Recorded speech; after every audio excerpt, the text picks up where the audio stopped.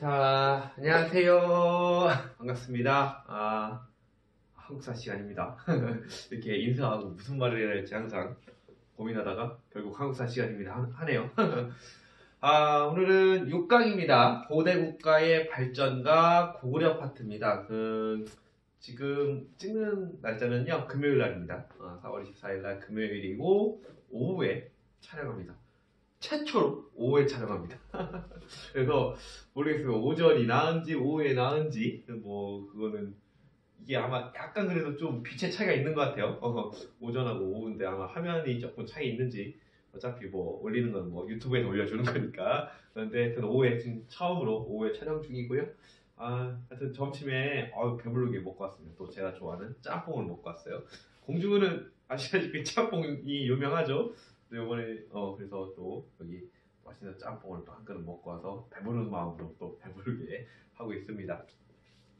자, 우리 이제 지난 시간까지 이제 여러 나라의 성장을 배웠고 이제는 고대 국가로 발전하는 이제 세 나라가 있습니다. 바로 고구려, 백제, 신라가 되겠는데요. 선생님이 6강은 이 고대 국가 발전 단계가 있습니다. 국가 발전 단계를 잠깐 설명을 하고 고구려의 역사를 잠깐 정리를 할 겁니다. 그게 6강이고요. 7강은 고구려 이제 그 다음에 백제와 가야를 함께 묶었어요. 그래서 백제와 가야. 그 다음에 8강은 여러분들 신라 이렇게 하면은 이제는 저기 통일신라 되기 전까지 통일신라 될 때까지의 정치사가 일단 가볍게 끝나고 이제는 이제 삼국 통일 과정에 대해서 이렇게 또 배우면서 나가도록 하겠습니다. 이게요, 솔직히 말씀드리면 강의가 그렇게 쉬운 건 아니에요.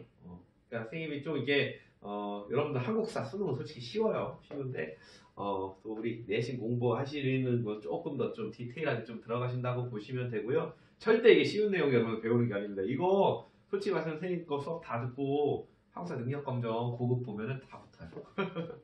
다 붙어요. 그러니까 여러분들 하시는 내용 쉽지 않은 내용입니다. 잘 하고 계시고요. 또 질문사항 같은 게 있으신 학생들 같은 경우는 여러분들 한국사 그 홈페이지에 저기 EBS 클래스에 남기시기는 조금 어려우시면은 저한테 개인적으로 페이스북 친구 추천도 많이 친구 신청도 많이 하시던데 페이스북 친구로 신청하시든 메신저로 저한테 보내시면은 답변 잘 드릴 테니까 점점 아마 의문나는 사항들이 많이 생길 거예요. 지금 일반 애들만 지금 그래도 선생님하고 같이 있으니까 좀 질문하는 친구 몇 친구 있었는데 여하튼 그런 것들 개인적으로 하셔도 되겠습니다.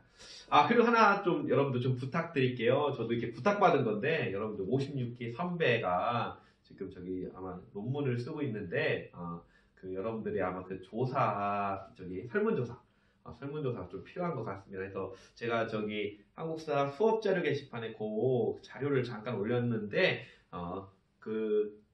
처음에 30분 40분 걸리는데 생각보다 그렇게는 안 걸릴 것 같아요. 그러니까 혹시 여유 되시는 분들 이제 이번 주 또 연휴죠. 연휴니까 여유 되시는 친구들은 좀 이렇게 강의 같은 거 좀 시간 되시면은 좀 많이 해주시면 도움이 좀 될 것 같습니다. 선배 논문 쓰는데 후배들이 약간 이렇게 설문조사 해주시면 또 좋은 논문이 될 것 같다고 하니까요. 조금 이렇게 도와주시면은 좋을 것 같아요. 자, 이제 본격적으로 나가도록 할게요.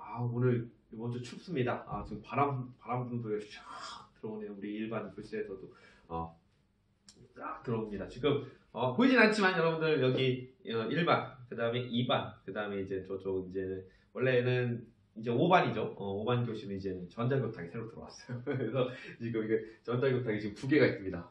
구형, 신형 이제 2개 있는데 그래서 전자교탁 새롭게 들어와서 여러분들 이제 공부하실 때는 전자교탁 이제 새롭게 바뀐 전자교탁으로 공부를 아마 하실 겁니다. 하긴 이 교실도 여러분들 공부를 안 하긴 했지만 하여튼 좋은 이제 기자재가 들어왔습니다.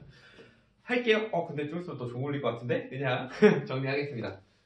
자, 고대 국가의 발전입니다. 자, 그러면 일단은 우리가 이거 약간 복습하는 내용일 수도 있어요. 여기서 찰나 그것도 안 나오네요. 잠시만요. 이 펜이 아까 굳었나 보네요. 일단 지금 아마 3, 40초 후에는 아마 종이 올릴 것 같은데.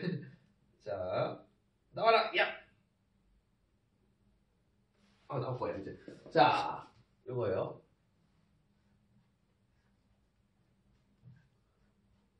자, 사회의 발전.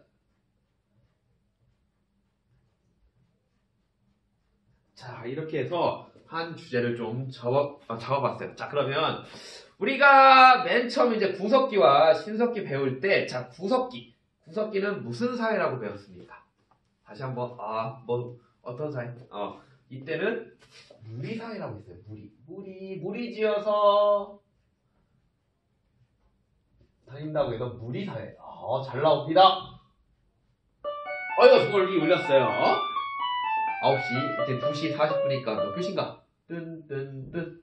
지금 월 학교 되면 한 6교시 시간이 걸렸어요. 자, 무리사회입니다. 무리사회. 무리사회의 구석기 시대 때 무리지어서 구석기 살았다가, 자, 다음은 무슨? 자, 어떻게 보였습니까? 사람들이 신석기 때 되면서부터, 자, 시족, 우리 씨끼리 모여라. 그 다음에 이제 조개 오는 때 점차 부족 사회로 발전하게 되죠. 시족과 부족 사이로 됐다가 신석기 때 뭐 이거 그냥 복습하는 내용. 그러다가 자, 이제는 다음 청동기 시대가 되면서부터 이제는 뭐가 생깁니까? 계급이 생기죠. 계급이 생기고, 이 계급, 높은 지배자 계급을 우리가 현재 교육과정에서는 무슨 군장,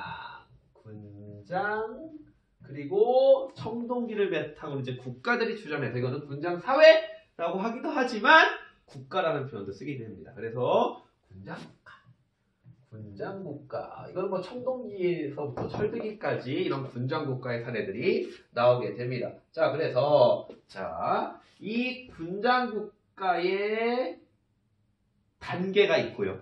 근데 군장국가는 군장이에요, 그냥. 근데 여기서 한 걸음 더 나가. 이 군장들이. 그래서 왕을 칭하기 시작했단 말이야. 자, 그래서 이런 단계를 뭐라고 했냐면은, 자, 다시 한번 이렇게 쓰고 다시 한번 정리를 해줄게요. 군장국가 다음에, 자, 다음 단계로 나가면은, 뭐라고 하냐면은, 연맹왕국이라고 했어요. 연맹왕국. 자, 그 다음에 연맹왕국 단계에서 한 걸음 더 나가기도 해요. 그걸 바로 우리가 고대국가라고 합니다. 자, 이것도 고대국가. 자, 이건 빨간색으로 쓸게요. 고대국가. 자, 그래서 오늘 포인트는 이겁니다. 지금 현재 이 사회 발전에서 무리사회라는 거 시족생은 그냥 에피타이저 하시고, 군장국가, 연맹왕국, 고대국가, 이게 차이가 뭔지를 여러분이 좀 아실 필요가 있습니다. 이거를 우리가 그냥 흔히 말해서 국가발전 3단계설입니다. 1단계, 2단계, 3단계예요. 그러니까 모든 국가는 일단 여기서 출발합니다. 군장국가. 그리고 다음 단계인 연맹왕국으로 넘어가는 국가들이 있고, 거기서 멈춘 국가도 있고, 군장국가에서도 멈춘 국가들도 있죠. 그 다음 최종적으로 고대국가로 갑니다. 고대국가에 가는 나라는 딱 3나라밖에 없어요. 여러분들이 이제 배울 고구려, 백제, 신라 단계가 가면은 이제 고대국가의 단계로 간다고 보시면 되겠습니다. 자, 그러면 한번 우리가 복습해 봅시다. 이건 복습이지 뭐. 그럼 군장국가. 요 군장국가 단계에서 머문 나라들이 있어요. 머문 나라들. 그냥 머문 나라보다 군장이라는 거. 자, 잘 보세요. 우리가 저번 시간에 옥정, 동해, 왕이 있었어요, 없었어요? 왕이 없었죠. 걔들은 군장. 기억나요? 욱군, 삼노. 그쵸? 또 상안에서 또 신지, 업차. 그러니까 그런 그 단계에서 멈춘 나라들이 군장국가 단계에서 멈춘 나라들입니다. 자, 이 군장국가 단계에서 멈춘 나라들은 옥저, 다음에 동예, 그 다음에 사만. 이런 이 세 국가들은 일단 군장국가 단계에서 멈췄다라고 그냥 뭐 사만 안에 있는 근데 다른 뭐 다른 나라들 중에 여기까지 발전한 나라 백제도 그렇긴 하죠. 하지만 일단 크게 보시면 이렇게 그냥 이해를 해주시면 될 것 같아요. 하여튼 사만 안에 있는 대부분의 국가는 군장 국가에 대해서 멈췄다. 근데 사만 안에 있는 백제국이나 뭐 이러한 저기 변 안에 있었던 가야나 그다음 신라에 있었던 진안 같은 경우 사로국 같은 경우는 고대 국가에 넘어가 있던 사만에 있었던 대부분의 나라는 군장 국가 단계 머뭅니다. 자, 그냥 군장 국가 왕은 없었다. 왕은 없었다. 그리고 군장 단계에서 끝나는 겁니다. 다음 연맹 왕국 단계예요. 자, 연맹 왕국 단계는 왕국이잖아요. 그럼 누가 있는 거예요? 그렇죠. 왕이 있습니다. 자, 그래서 쉽게 여기서 얘기할게요. 여기서 연맹 왕국은 왕이 있어요. 왕. 근데 왕권이 낮은 겁니다. 자, 그럼 고대 국가 단계는 왕이 당연히 여기 있겠어요, 없겠어요? 있죠. 왕은 있는데 왕이 세요. 그 차이야. 연맹 왕국은 왕은 있는데 약해. 고대 국가는 왕이 있고 왕이 세. 이거예요. 자, 이 연맹왕국 그래도 우리가 또 배웠습니다. 가장 전형적인 연맹왕국 단계를 나타내는 건 뭐냐면은 우리가 지난 또 여러 나라의 성전에서 배웠던 부여의 사출도구 모습 보시면 됩니다. 뭐 부족 연맹체, 오 부족 연맹체. 왕은 그냥 있는데 세지가 않는 단계입니다. 자, 그래서 이 우리 역사에서 연맹왕국 단계로 좀 멈춘 나라들은 부여. 여기도 왕 있죠? 근데 왕이 약했습니다. 다음에 전형적인 또 연맹왕국의 전형적인 모습을 보여주는 데가 가야. 그 다음에 고조선. 가야 연맹이라는 표현을 쓰고요. 고조선도 뭐 센 왕이 나왔다고 하지만 그냥 연맹왕국 단계에서 머물렀다고 그냥 이해하시는 게 좋습니다. 여기는 그냥 왕은, 그러니까 연맹왕국은 저는 이렇게 그냥 좀 뭐 설명을 해드립니다. 여러분 미국 생각하시면 돼요. 미국 대통령 세게 세지만은 각 주마다의 자치권들이 있잖아요. 그러니까 이 연맹왕국 땅에서 왕은 외교권하고 군사권을 담당합니다. 하지만 간섭을 못해요. 간섭 못하는데 여하튼 연맹왕국 단계, 여하튼 연방제 좀 약간 비슷한 것 같기도 하고 이렇게 됩니다. 자, 그러면 이 고대국가 단계로 간 나라는 아까 말씀드렸다시피 고구려, 백제, 신라입니다. 자, 고대국가 단계로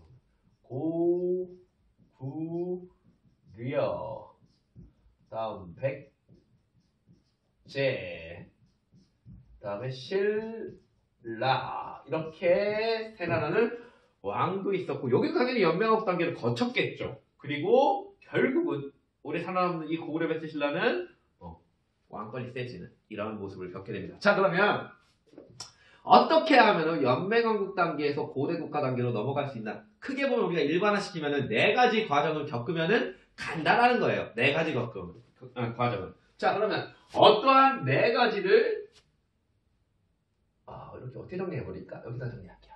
어떠한 네 가지를 겪으면 될까? 첫 번째, 종교를 수용해야죠. 무슨 종교? 이 당시에 종교 하면 뭐게? 바로 불교입니다. 자, 불교 수용. 불교 수용. 자, 이거 여러분들 중학교 때 아마 기계적으로 공부하셨을까요? 고구려 불교 수용, 소수리망, 백제의 불교 수용, 침유왕. 침유왕 되게 재밌습니다. 또 나 백제사 할 때 얘기했는데 침유왕은 저기 384년에 즉위하고 불교 수용하고 바로 죽어요. 385년. 너무 부처님이 사랑해갖고 극락세계로 데려간 것 같아요. 침유왕입니다. 침유왕. 거의 잘 들어보지도 않았는데 불교 수용하고 침유왕. 백제. 신라? 허풍왕. 이망하는 2차원. 내가 죽으면 부처님이라고 했으면 힘피차. 불교 수용합니다. 불교 수용. 자, 불교 수용 있고 또 무엇이 있을까요? 불교 수용. 그 다음에 자, 이제는 국가의 하나의 시스템을 완비해야 됩니다. 국가의 시스템을 완비해야 되는데, 자, 요거 여러분들 많이 들어보셨을 텐데, 이게 대체 뭐냐? 율령이라는 거 많고 있다. 이것도 여러분 중학교 때 율령, 반포, 율령 많이 들어보셨는데, 원래 이 율령이라는 거는 네 글자예요. 율령, 격, 식입니다. 근데 그 앞에 나온 율은 뭐냐면은 형법이에요, 형법. 우리 법에서도 현재 형법 있죠. 형법. 그러니까 형법은 뭐 다툼, 뭐 폭행, 뭐 이런 것들. 이 형법인데 원래는 처음에 형법으로 출발하는데 유는 형법이에요. 그러면 령은 뭐냐면 행정법입니다. 행정법. 지금도 행정법 있죠. 여러분들 우리 학교에 짱 우리 교장쌤 뭐 이런 것도 다 행정법이에요. 교장, 교감 뭐 이렇게 서열이 있는 거, 뭐 이런 거 무슨 충청남도 있고 뭐 경기도 있고 이런 뭐 지방 이런 것도 다 행정법이거든요. 그다음에 격식은 나중에 이런 시행 세칙들입니다. 그 밑에는 하위법들인데 하여튼 그걸 우리 율령이라고 보시면 율령 그냥 율령이라면은 법이구나 생각하시면 되고 또 하나 어떤 것도 율령이냐면은 또 그냥 짧게 말씀드리면은 여러분들 이제 관등이라는 걸 얘기합니다. 관등이 뭐냐면 현재 우리도 공무원 일반직 공무원 보면은 9급 공무원, 뭐 8급 공무원, 뭐 7급 공무원 얘기하죠. 뭐 9급 시험, 뭐 7급 시험, 뭐 5급 시험 이렇게 얘기하는데 그게 관등이라고 보시면 됩니다. 관등. 근데 이런 관등제 서열 매긴 거거든요. 그것이 정비되면은 그게 거의 행정법이 정비된 거죠. 그러면은 율령관포했다고 합니다. 자, 그러면 고구려 또 누구? 율령관포, 소수리만, 백제? 백제는 이게 말이 많아요. 어떤 책에서는 고이왕 때 율령을 반포했다 하기도 해요. 맞는 얘기입니다. 왜냐하면 삼국사기 기록에서는 고이왕 때 율령을 반포했다, 관등정비했다는 내용이 나옵니다. 그런데 그것도 역사학자들이 의심을 해요. 왜 의심하냐면은 너무 빨라요. 고이왕 때. 거의 중국 원래 그래도 중국이 그 당시 중국이 발달 거의 우리가 수용하는 입장이었는데 중국보다도 율령반포가 좀 빠릅니다. 그래갖고 이건 약간 반신반의하긴 하는데 우리 교과서 보면은 고이왕 때 율령반포했다 하는 책도 있고요. 그냥 그거를 율령반포를 백제는 빼서 그냥 관등제를 수용했다 이 정도로 또 약간 순화해서 쓰기로 하는데 그거는 뭐 저자가 쓰기 나름입니다. 보면 되고 신라는 버풍왕 때 율령을 또 반포를 합니다. 그래서 고구려와 신라 같은 경우는 가쪽 불교술 반포했다는 백제는 차이가 있습니다. 다음 또 어떤 게 있을까? 왕권이 세잖아. 그러면은 왕이 세습을 해야죠. 왕위를 세습. 자, 왕위가 세습됩니다. 여러분들 그러면 왕위 세습은 두 가지 케이스가 있어요. 하나는 형제 상속. 내 동생. 또 하나는 아들한테. 대부분 여러분들 머릿속에 있는 건 아들 상속이죠. 그러면은 뭐가 더 왕권이 더 강해진 건가? 형제 상속? 후자 상속? 내가 아빠인데 내가 아빠야. 힘이 세. 그럼 자식한테 주고 싶을까? 동생한테 주고 싶을까? 그러니까 자식한테 상속하는 게 훨씬 더 좀 왕권의 강함을 좀 알 수 있다. 이렇게 좀 얘기를 할 수가 있습니다. 그래서 하여튼 이제 뭐 형제 상속도 왕이 세습이니까 그 다음 이제는 부자 상속으로 이렇게 넘어가는 그런 모습도 볼 수가 있어요. 자, 다음 또 하나. 마지막으로 또 이제 마지막 이게 최종 완성 단계입니다. 와, 이렇게 힘이 세졌어. 와, 우리 신앙으로 뭉쳤어 불교. 다음 행정법 기본 국가에 또 세팅도 했어. 그 다음에 이제 안정적으로 나의 왕위가 넘어가. 그러면 활발한 뭘 합니까? 정복전쟁을 하게 됩니다. 정복전쟁. 그게 여기 하이라이트죠. 이 정복전쟁을 충실하게 완비했으면 전성기인 거죠. 고구려 강개토대왕 장사 5세기 백제 근초고왕 4세기 신라 진흥왕 이러한 것들이 정복전쟁 시즌에 되는 겁니다. 자, 이렇게까지 해서 제가 사회 발전 이것도 꽤 오랫동안 얘기했네요. 하여튼 연맹왕국과 고대국가의 차이. 그러니까 분전국가 왕이 없어. 연맹왕국 왕은 있어. 힘이 약해. 왕도 있고 힘이 세. 이렇게 돼갖고 이렇게 세 나라를 우리가 배우게 되는 겁니다. 자, 여기까지가 사회의 발전이고요. 이제 두 번째, 이제 오늘 본격적인 고구려를 배우도록 하겠다. 물 좀 먹게요.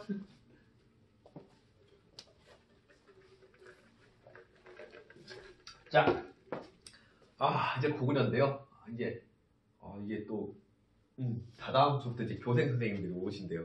여러분들은 모르겠죠. 누가 오시는지. 네. 그래서 역사과에서도 두 분 오시긴 오는데 이제 다다음 주부터 아마 촬영할 때는 여기 아마 드디어 저를 도와주시는 분이 한 일주 교생 선생님이 아마 제 수업을 아마 이제 혼자 수업하지 않고 같이 있을 거예요. 이제 오면 내가 물어보고 해야겠다. 물어보고 이렇게 얘기도 해야 되고 아 이게 참 같이 만나서 이런저런 얘기하면서 수업하면 더 재밌을 때 맨날 좀 아쉽습니다. 혼자 이거 막 이렇게 하고 또 이런 또 찍은 영상 이렇게 또 보면 또 부끄럽게 내가 집에서 이렇게 보면은 우리 딸내미들이 아빠 막 이렇게 말투 같은 것도 막 따라해요. 보면은 작년에 선배들 같은 경우 제가 수업할 때 짜! 짜! 이렇게 많이 했나 봐요. 그래서 막 하면 짜! 짜! 그렇긴 했는데 짜! 별로 안 하는 것 같은데 자 할게요. 이제 고구려입니다. 자 고구려 일단 얘는 여기서 고구려 잠시만요. 고구려 하고 자, 잘 나오나 한번 볼게요. 어디까지 내용이 잠깐 됐네요. 괜찮아. 고구려인데 여러분들 그 왠지 그래도 고구려 하면은 그래도 여기는 좀 셌다. 기본적인 우리가 그래도 여러분들 초등학교 때부터 한국사를 배워왔을 텐데 중학교 때도 배우고 세다, 웅장하다, 강하다 그런 느낌이 많이 있는데 그리고 오늘 제가 고구려 수업해서 색깔도 약간 이런 이게 재밌더라고요. 제가 뭐 사극 같은 거 보면은 고구려랑 백제랑 신라의 색깔이 거의 비슷해요. 그러니까 전 그거는 조금 왜 그런지 모르겠지만 그냥 거의 일괄적으로 그런 것 같아요. 여러분들 고구려 보세요. 고구려 보면 막 깃발이나 막 그런 색깔이 어떤 색이 많아요? 네, 우리 적색 계열. 그 다음에 검은색 계열. 그래서 아마 삼조고 막 이렇게 까마귀 뭐 발색이 달리 뭐 이렇게 하는데 약간 이색. 그래서 제가 오늘 이해. 그럼 백제가 사극에 나오면 되게 무슨 색이었을까요? 백제는 노란색으로 많이 나옵니다. 그러면 또 신라는 파란색. 파란색이 많이 나오는데 하여튼 고구려는 그래도 왠지 뭐 인상이 그렇잖아요. 강해 보이고 그래도 중국과 한판 승부를 벌일 수 있어. 우리 멋있는 나라, 멋진 나라. 우리 민족의 방파제. 저 학교 다닐 때 방파제라는 표현을 썼어요. 고구려가 우리 민족을 방파. 우리가 그 파도를 막았다. 이렇게 든 고구려가 되겠습니다. 자, 그럼 이 고구려인데 자 있네. 자 그러면 이 고구려는 일단은 우리가 최초의 왕. 그냥 간단하게 뭐 중요한 건 아닌데 최초의 왕은 동명성왕. 뭐 시험 문제 뭐 나오라는 게 별로 없죠. 동명성왕. 그냥 쭉 한번 얘기해 볼게요. 동명성왕이고 이거를 동명성왕인데 한국사기 기록에 의하면은 기원전 이렇게 너무 잘 나온다. 이렇게 하는 게 낫겠다. 동명상인데 BC 몇 년도 37년에 동명상황이 그래도 건국자니까 한 번씩 그래도 이 사람 바로 주목이죠. 주목. 동명상황이 기원전 37년에 건국을 하게 됩니다. 졸본 지역에서 건국을 하게 되고요. 그의 아들이었던 유리왕이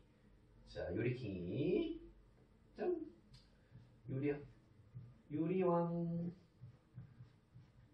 짜잔 유리왕이 바로 국내성 이 졸본에서 여기 동명상은 졸본이었죠. 오녀산성 졸본 그래서 이 좀 약간 평지 지역인 국내성으로 첨부하고 뒤에는 환도산성. 제가 지난번에 얘기했던 대로 고구려는 기본적으로 평지성하고 뒤에 있는 산성을 패키지 1+1 스타일로 만들었습니다. 그래서 이 국내성으로 시원도를 하게 됩니다.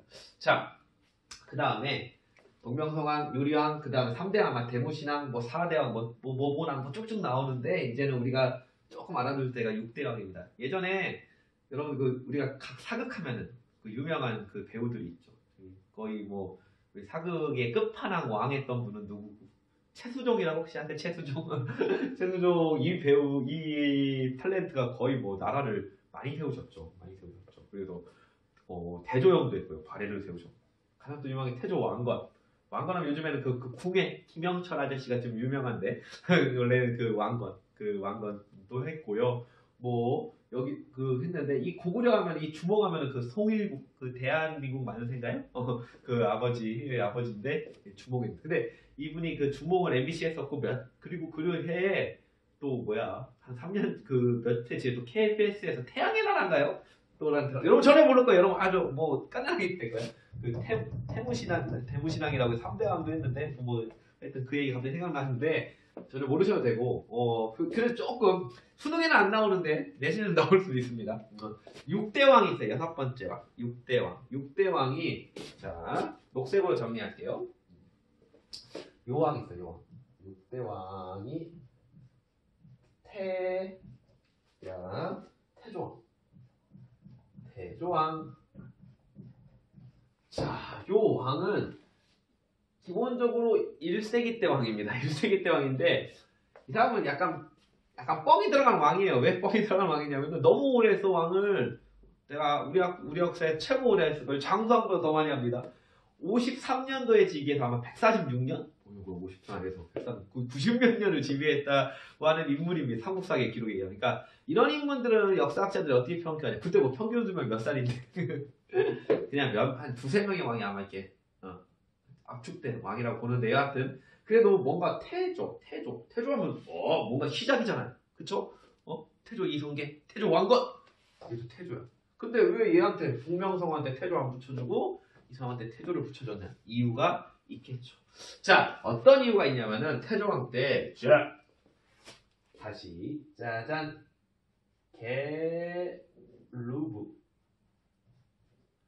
게르브 고씨. 자, 게르브 고씨가 왕위를 세습하게 되는 시기가 태조왕 때예요. 선생님 주몽도 게르브잖아요. 그런데 웃긴 게 주몽이 게르브인데 그 다음에 약간 손후보가 다시 왕을 했습니다. 그러니까 근데 이제 태조왕 때부터는 게르브들이 쫙 왕을 다 차지를 하게 됩니다. 그래서 하여튼 이 게르브 고씨가 왕위를 세습하니까 우리 게르브의 태조다. 그리고 태조왕 게르브의 시작. 그러니까 진정한 시작. 바로 이렇게 보시면 되겠고요. 다음에 불상은 항상 바쳤던 이 옥저를 정복합니다.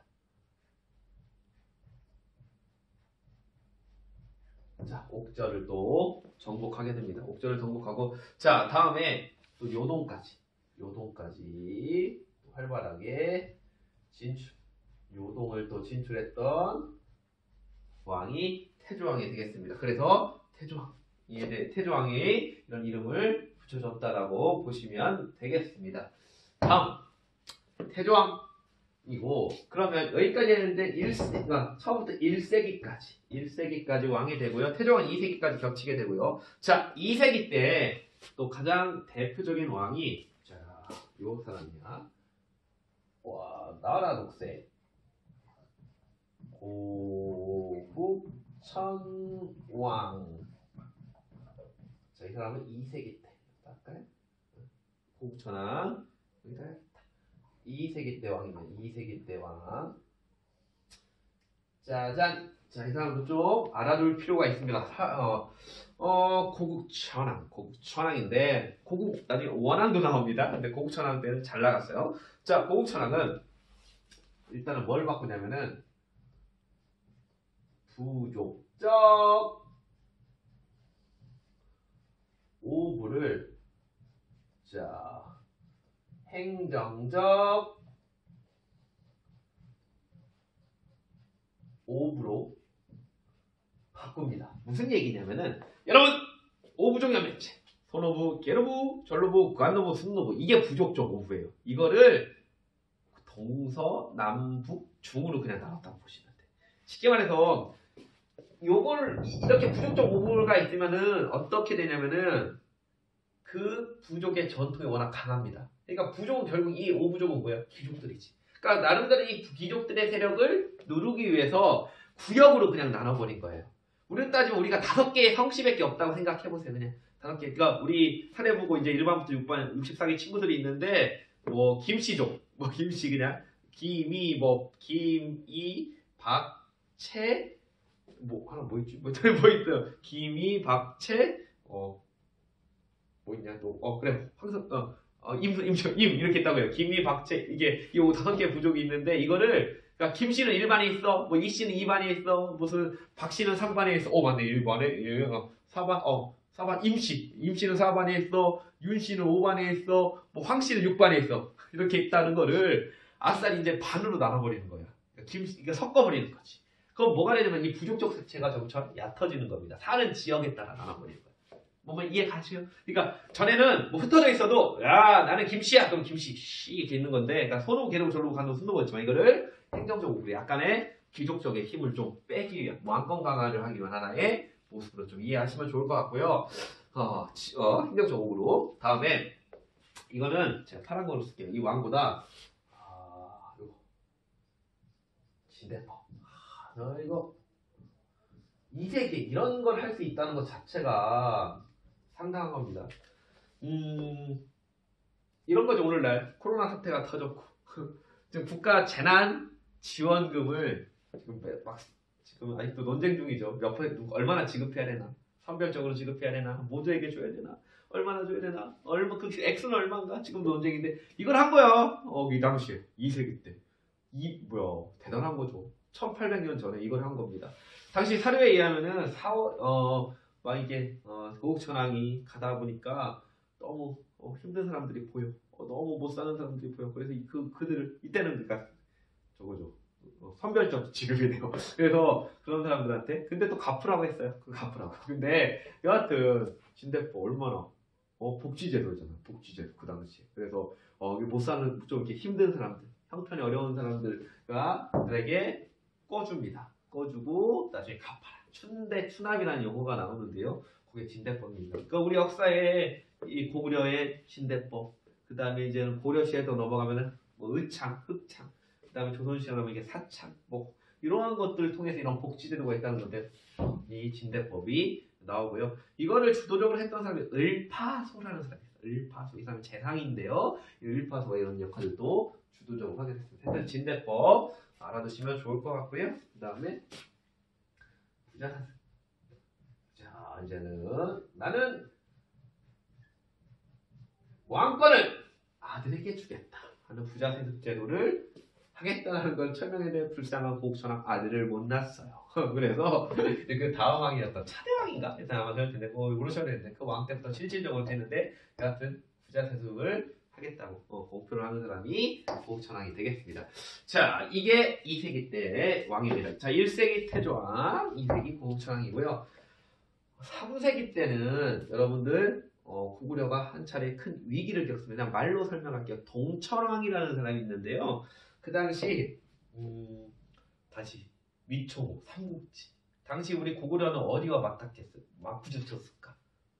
여러분들 삼국지 많이 읽어보셨죠? 근데 위초고가 있는데 저쪽 하가강 위협은 조족 위나라가 먹었고요. 총나라는 어디 먹었어요? 저 스찬 지방, 사천 지방, 그 매운 거 사천 그쪽 스찬 지방 저쪽 거기가 바로 유비의 총. 그다음에 오나라는 저쪽 이제 강남 이쪽 약간 양쯔강 무렵 지금 상하이 그쪽 그쪽 부분을 먹게 되는데 여하튼 위와 약간 맞닿게 위나라의 침입을 받습니다. 그 당시 위나라에서 누가 쳐들어오냐면 고구려가 진짜 셌으면 진짜 조조가 왔겠죠. 하우 이런 게 왔겠는데 관국업이라는 사람이 왔는데 고구려가 칩니다. 그래서 큰 국가적 위기를 겪게 됐던 시기가 좀 약간 3세기 때가 잠깐 했던 거고요. 그러니까 또 얘기해요. 진대법 했다는 것 자체가 국가가 넉넉하니까 할 수 있는 거지. 그만큼 고구려 발전사를 볼 수 있는 거고 3세기 때는 약간 좀 휘청거렸던 약간 휘청거렸던 시기인데 자 이러면 다시 이제 4세기로 갑시다. 4세기 때는 자 미천왕 다시 고구려가 다시 약간의 부흥기를 맞이했던 시기가 바로 미천왕이 되겠습니다. 미천왕. 자, 미천왕은 계속 나오는데 자 고조선이 멸망하고 한나라가 남낭, 임번, 진둔, 현도 뭐라고 해? 한사군. 그 중에 끝까지 남아있었던 뭐라 없앱니다. 낙랑군. 자, 이제 낙랑군을 몰아내게 됩니다. 한사군 빡빡 시킨 거고 낙랑을 축출하게 되는 겁니다. 그러니까 이 낙랑군이 평양 지역에 있는 건데요. 점차 고구려가 이제 남쪽으로 내려가게 되는 거면 내려옵니다. 결국 이게 갑자기 장성기 뜬금없이 내려온 게 아니라 계속 이제는 남쪽으로 내려오는 이런 모습을 알 수가 있습니다. 자 그리고 미천왕 다음에 다시 어차피 또 얘기를 하긴 할 텐데 그냥 하나만 더 4세기 때인데 고국 원앙이라고 있어요. 그냥 이건 백제 할 때 다시 한번 정리를 또 해드릴게요. 또 나오는 거니까. 이 사람은 천황하고 달라요. 이름은 비슷한데 원통왕에 죽은 왕입니다. 바로 누구한테? 네? 근초광. 근초광한테 바로 근초광에게 전사당한 인물이 바로 고국 원앙인데, 자, 하여튼 백제의 공격. 자, 백제의 공격으로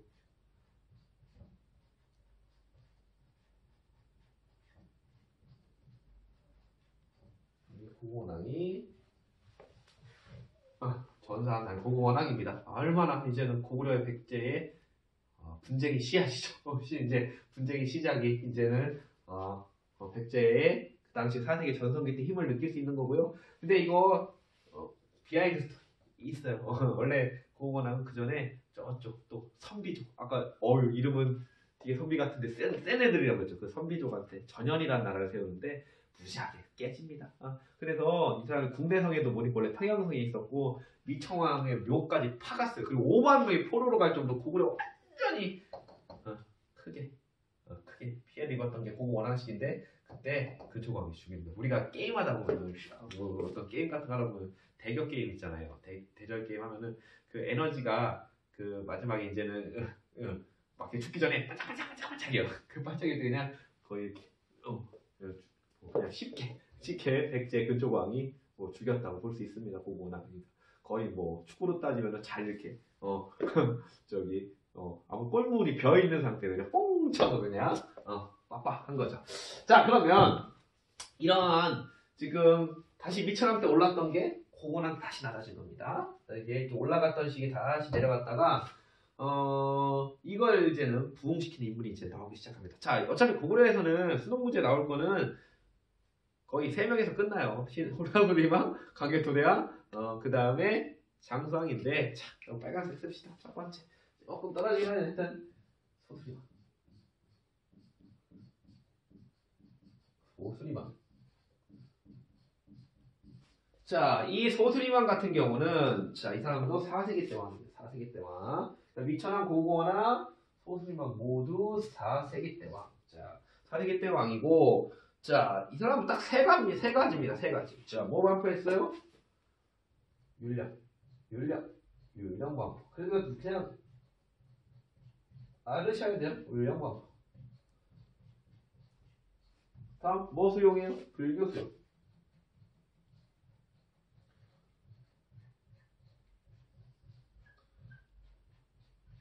다음 마지막 태학. 선생님 새로운 거 하나 나왔네요. 태학. 뭐가 태학? 학교죠 우리나라에서 그래도 대학 교육 기간 정도의 모습을 나온다고 하는데, 여러분들 다 나와요. 신라 국화, 그 다음에 고려는 법가, 감자국 거꾸로 해봐요. 국자가, 그 다음에 조선은 성균관. 태학. 네, 이제 이런 또 교육 기간도 만들게 됩니다. 이거 한나라, 중국 한나라 영화랑 똑같아요. 하여튼 하여튼 이 정도, 이러한 소수리 왕이 세팅을 하게 됩니다. 자, 그러면 원래 하이라이트 이제 이 오른쪽에 이제는 고구려의 최고의 왕 2명에 대해서 이제 정리를 해드리도록 하겠습니다. 자, 그러면 먼저 뭘 정리할까? 이런 광개토대왕을 정리합니다.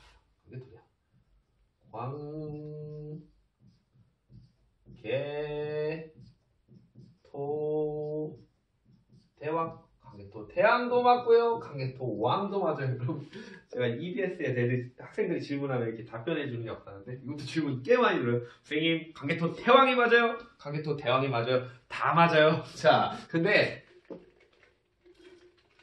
이게 원래 강개토 대왕은 이렇게 영락이라는 저 연호로 썼고요. 원래 이름은 담석이죠. 예전에 혹시 배용준 아세요? 배용준? 네, 배용준이라고 해서 연사마. 그래서 일본 한류열풍의 주역이었죠. 겨울연가. 겨울연가에서 최지우.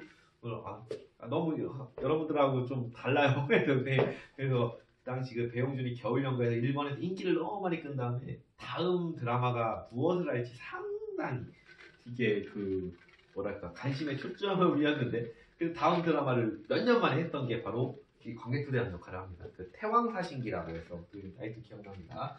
그 주의 여전 태안 사신기 갖고 했고요. 그때 아마 또 이 강개토대왕의 연결을 저기 당군부터 잡아갖고 조금 막 이렇게 했던 그런 판타지적인 그런 건데 강개토대왕의 역할을 배용준이 했었습니다. 배용준. 자 그러면 이 강개토대왕은 이 사람을 4세기부터 5세기 때 왕입니다.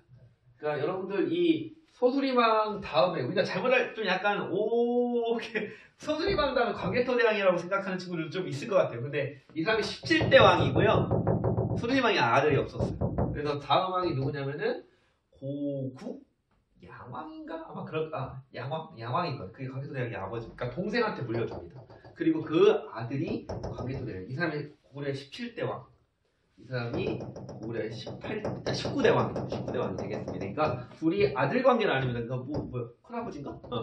큰아버지인데 강개토대왕이 비교적 일찍. 왜냐면 아버지가 이 사람이 371년, 384년까지예요. 그 다음에 다음 왕이 강개토대왕 아버지인 고국 양왕이 84년부터 91년, 그러니까 8년 한 거네. 그러니까 급작스럽게 왕이 된 겁니다. 강개토대왕이 일찍 죽어요. 생각보다. 그러니까 이 사람이 391년에 왕이 올라서 413년까지 하는 건데 38? 그러니까 39에 죽어요. 그러니까 제 나이에 비슷한 나이에 이제 생을 마감하는 사람이 강개토대왕인데, 그러니까 활동을 상당히 어릴 때 20대 때, 그러니까 한 거의 10대 때 왕이 올라갔고 그 젊은 나이에 한 겁니다. 여러분 나이 때 아마 강개토대왕 왕이 오른 거예요. 그러니까 이게 젊은 나이에 활발하게 활동했던 사람이 강개토대왕이고, 그러니까 항상 이렇게 나이 먹으면 강개토대왕을 그래서 젊은 머릿속에 생각하죠. 와 젊었나? 딱 보시면 되고 4에서 5세기 391년부터 413년까지 왕을 하게 됩니다. 자 그래서 일단은 연호를 쓰면 연호인데 영락. 여러분 연호라는 거 쓰면은 뭐 아시는 친구들은 아시겠지만 상당히 자주성이 있는 겁니다. 원래 연호라는 건 우리가 못 쓰죠. 지금 중국의 그 책봉을 받으면은 그 중국에 쓰는 연호를 따라 쓴 겁니다. 그러니까 어느 황제가 즉위하면은 이런 게 연호입니다. 어느 황제가 즉위하면은 몇 년 하는 거야. 몇 년이 하는데 그 광개토대왕은 독자적으로 영락이라는 연호를 썼다고 보면 390 영락 1년 되면 뭐 그의 영락 2년 뭐 이렇게 넘어가는 건데 현재 또 일본이 연호를 쓰죠. 그러니까 작년에 새로운 천황이 아들한테 물려졌죠. 그래서 연호를 쓰는데 이런 게 연호입니다. 우리도 그 대한민국 시절, 대한민국이 건국되고 나서 이승만 정권 시절에 우리 연호 썼습니다. 연호 좀 썼습니다. 단기를 좀 썼어요. 네. 하여튼 이런 연호를 영락이나 연호를 쓰고요. 다음에 대표적인 또 정복군주 역할을 하게 됩니다. 정복군주 역할을 하는데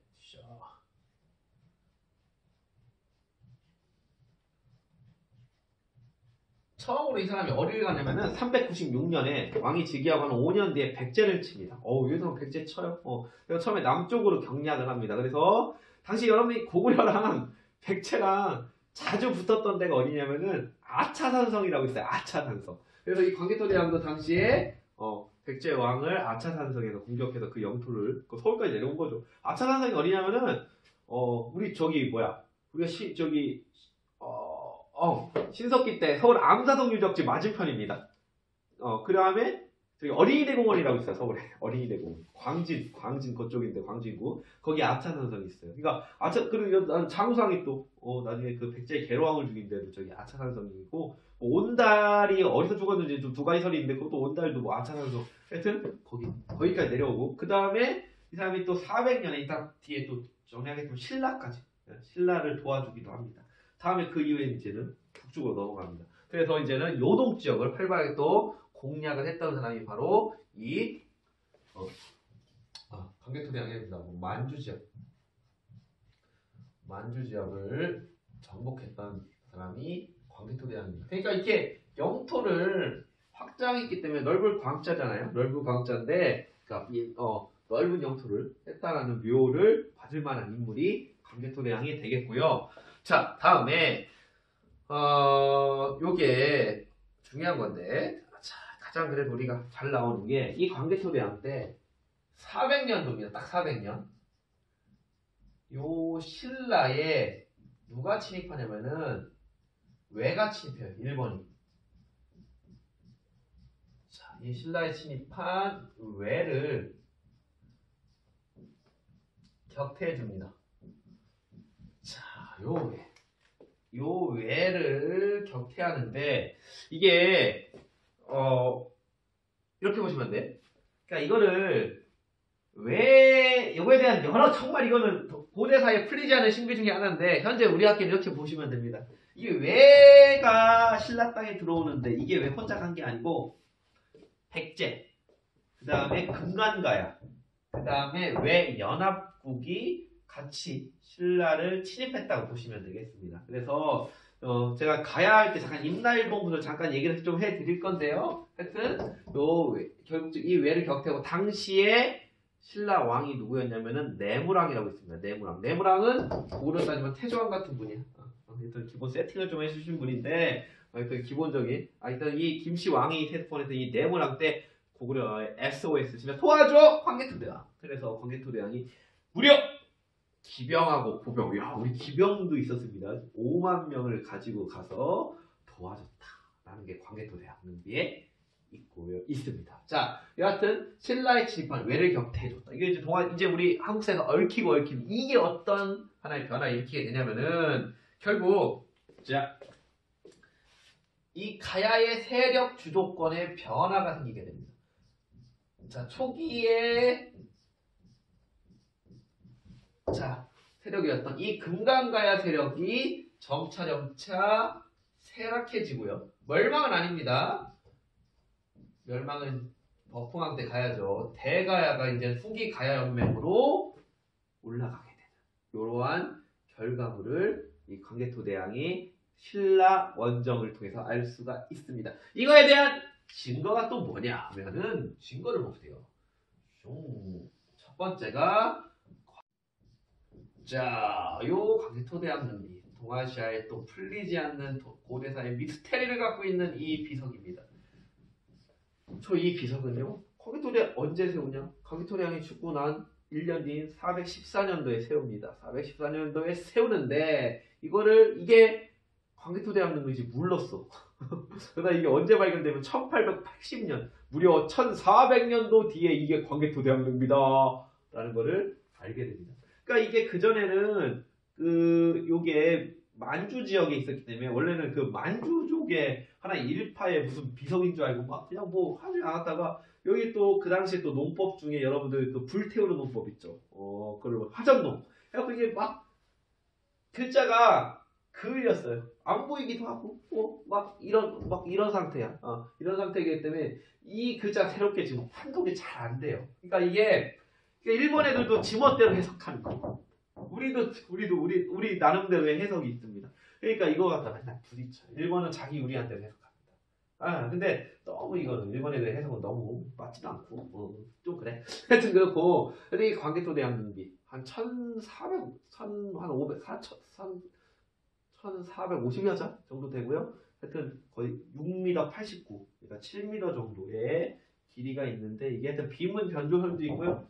이게 동아시아에 풀리지 않는데 근데 요거에 격퇴한 기록이 나와 있고요. 요게 또 광개토대왕 능비 그 고구려의 본인들의 그 자주성을 또 우리는 그 천손사상 뭐 해서 막 백제를 백장이라고 해서 너희 백제이 뭐 조그만 것들 신라도 같은 신라도 뭐 하여튼 너희들 뭐 하여튼 자기들이 좀 세다 센 캐릭터 센 캐를 보여준 게 이 광개토대왕 능비가 되겠습니다. 또 어떤 또 하나의 증거가 있냐면은 호금양은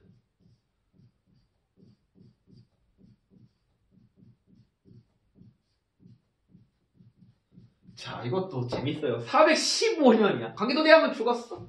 근데 이 415년에 광개토대왕은 죽었는데 신라의 호우총이라는 이 호명글이 나와서 호우총입니다. 그 신라의 무덤을 팠는데 발굴 작업을 했는데 고구려 글이 나온 거야. 그러니까 이게 참 미스테리예요. 미스테리. 아니 광개토대왕이 있을 때 나온 것도 아니고 SOS 칠 때가 나온 게 아니고 광개토대왕이 죽은 3년 뒤에 415년도에 경주 땅에서 이 그릇이 나온 거야. 역사학자들 또 어떻게 해서 이걸로 해석이 분분합니다. 근데 지금 뭐 주된 설 중에 하나는 워낙 그 고구려가 신라에 그 당시 영향을 크게 미쳤거든요. 그 좀 몇 년 더 영향력을 미칩니다. 장수왕 조금 이후 나제 동맹쯤 맺어질 때까지도 고구려 왕을 누굴 심을지, 아니 고구려가 신라 왕을 누굴 삼을지까지 결정할 정도 상당히 고구려 영향이 컸던 시기입니다. 광개토대왕하고 장수왕 초반 시기 때까지. 그러니까 우리를 도와줬던 광개토대왕의 그 3년상, 우리가 중국 3년상 지었죠. 그거를 신라 땅에 치르고 이게 들어가지 않았나 이렇게 또 판단을 하기도 합니다. 참 뭐 해석은 분분하겠죠. 하여튼 호흡명들에 전형적인 또 고구려 영향력이 있다는 걸 알 수가 있습니다. 자, 이 젊은 정복군주 광개토대왕이 사망을 하게 되고 이제 다음 왕입니다. 자, 다음 왕이 바로 누구냐? 장수왕.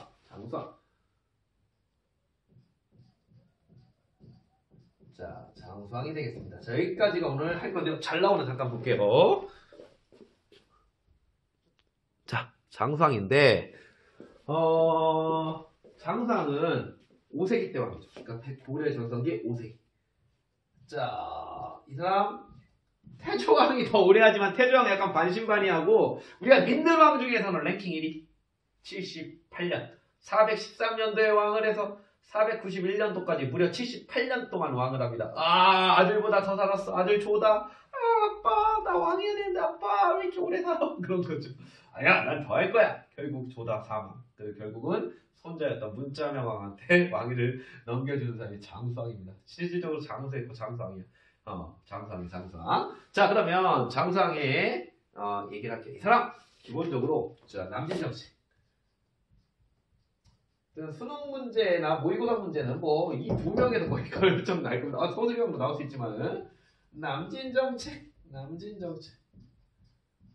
자, 남쪽으로 남진정책인데 그래서 427년.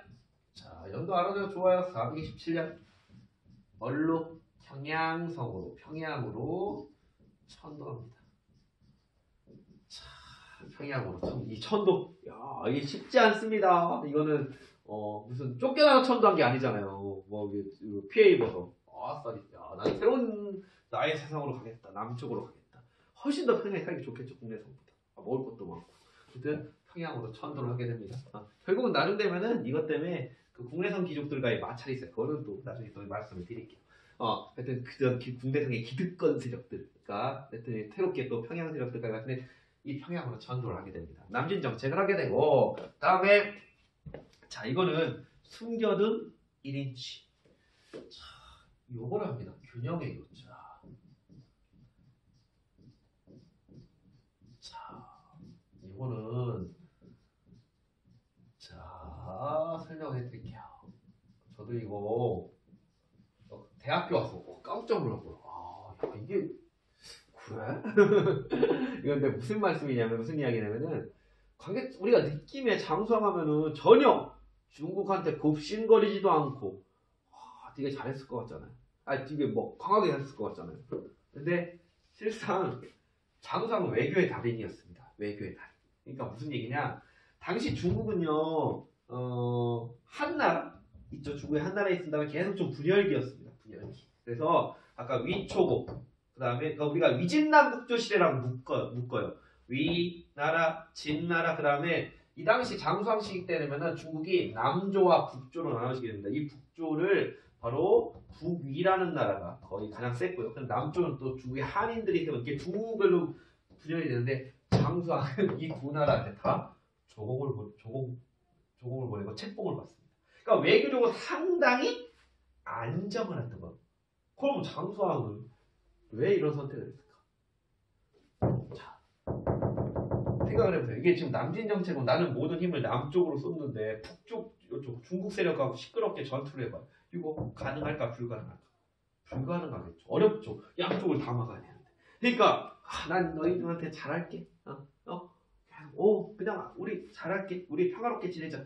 그리고 모든 힘을 좀 고구려 백제와 신라 쪽. 그러니까 머리를 잘 쓴 거죠. 이거 난 처음에 띵 했어요. 이거 동아시아 배울 때 나중에 와 이렇구나. 이게 균형 외교를 하게 됩니다.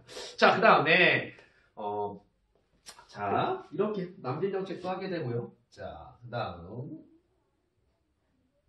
남진 정책도 하게 되고 자, 이렇게 되니까 한 곳이 세집니다. 한 곳이 세면은 한 곳이 세지면 어떻게 하겠어? 다른 곳은 뭉칩니다. 삼국이잖아. 우리 세 명이죠. 한 명 세 명 뭉쳐요. 그래서 자 낮의 동맹. 낮의 동맹. 나는 신라, 쟤는 백제. 신라와 백제가 433년도에 동맹을 맺게 됩니다. 아까 신라가 막 처음에는 고구려 영향을 많이 받는데 이제 나 벗어날 거야. 그래서 벗어나는 겁니다. 그래서 당시에 낮의 동맹이라고 해서 놀지왕, 신라의 놀지왕과 그 다음에 백제 비유왕에서 동맹을 체결하게 됩니다. 이것도 너무 신라 중심으로 하는 거 아니냐? 제나 동맹. 야 이것도 뭐 백제사 연구 수업 많이 했네요. 50분 넘었나. 백제사 연구하는 사람들은 안티 걸기도 합니다. 야 제나 동맹 근데 낮의 동맹 근데 요즘에 그냥 신라 백제 동맹을 맺었다 이렇게 하셔도 됩니다. 자 그리고 나서 자 뒤에 자 뒤에 백제를 이제 공격하게 됩니다. 백제의 한성을 함락시켜요. 자, 요게 475년. 꽤 뒤죠, 생각보다. 이때 누구를 죽입니까? 백제의 계로왕을 죽이게 됩니다. 자, 그래서 이것만 얘기하고 그냥 끝낼게요. 끝을 낼게요. 또 한강유역을 차지하게 되고요. 이때 이거에 대한 또 증거가 되는 비석이 이거 그리고 할게요. 충주 고구려비.